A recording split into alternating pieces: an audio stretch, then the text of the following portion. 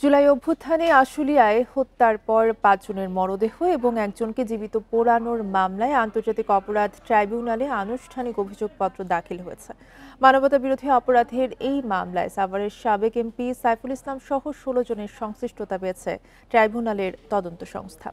সকালে এই মামলায় গ্রেপ্তার ৭ আসামিকে ট্রাইব্যুনালে হাজির করা হয়। এদের মধ্যে রয়েছেন পুলিশ কর্মকর্তা আবদুল্লাহ হিল কাফি, শাহিদুল ইসলাম ও আরাফাত হোসেন। বিচারপতি নজরুল ইসলাম চৌধুরীর নেতৃত্বাধীন ট্রাইব্যুনাল ২-এ কিছুক্ষণের মধ্যেই মামলার শুনানি হবে। এর আগে গত ২৪ জুন এই মামলার শুনানির জন্য দিন ধার্য করে ট্রাইব্যুনাল।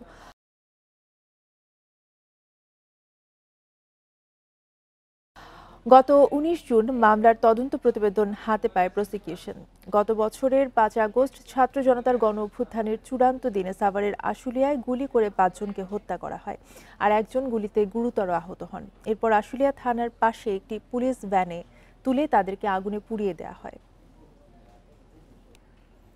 আশুলিয়ায় ৬ মরদেহ পোড়ানোর মামলায় অভিযোগ জমা দিয়েছে প্রসিকিউশন। মানবতাবিরোধী অপরাধের এই মামলায় আসামি ১৬ জন। এই বিষয়ে আরও জানাতে আন্তর্জাতিক অপরাধ ট্রাইব্যুনাল চত্বর থেকে আমাদের সাথে যুক্ত আছেন সহকর্মী জাহিদুল বাশার। জাহিদুল, সুনির্দিষ্ট কি কি অভিযোগ আসলে আনা হয়েছে এবং আজকে কি অভিযোগ আমলে নেওয়া হতে পারে?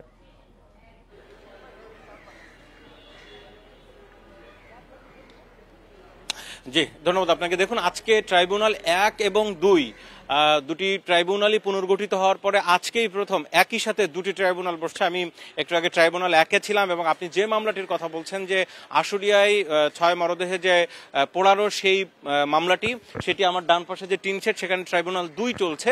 একই সাথে ট্রাইব্যুনাল ২ কিছুক্ষণ আগে প্রস্তুত করা হয়েছে, উঠছে আদালত, এবং ট্রাইব্যুনাল ১-এ এরই মধ্যে শেখ হাসিনার যে আরেকটি মামলা, অর্থাৎ আদালত অবমাননার মামলা, সেই মামলার শুনানিতে আমরা এতক্ষণ ছিলাম। দুটি বিষয় একটু জানাতে চাই। দেখুন, আশুলিয়ার যে বিষয়টি আপনি জানতে চাইছিলেন, সেখানে মোট ১৬ জনকে অভিযুক্ত করা হয়েছে। যেমনটা খবরেও বলেছেন যে সাবেক আওয়ামী লীগের এমপি সাইফুল ইসলাম, তিনি সহ ১৬ জন। তার ভিতরে পুলিশের যে কয়েকজন রয়েছে তার মধ্যে ৭ জন কিন্তু গ্রেপ্তার আছে। তাদের সেই ৭ জনকেই আদালতে আনা হয়েছে, তাদেরকে আদালতে যেই গারদখানা সেখানে রাখা হয়েছে। তো কিছুক্ষণের মধ্যে তাদেরকে আদালতেও উঠানো হবে। এই মামলায় মূলত অভিযুক্ত আছেন আরো অনেকে, যেমন শেখ হাসিনা রয়েছেন, সাবেক স্বরাষ্ট্রমন্ত্রী রয়েছেন, আইজিপি রয়েছেন। তারা প্রধান নির্দেশদাতা হিসেবে এটাও অভিযুক্ত, কিন্তু এই মামলার আসামি তারা নয়, কারণ তাদের বিরুদ্ধে আলাদা একটি মামলা রয়েছে।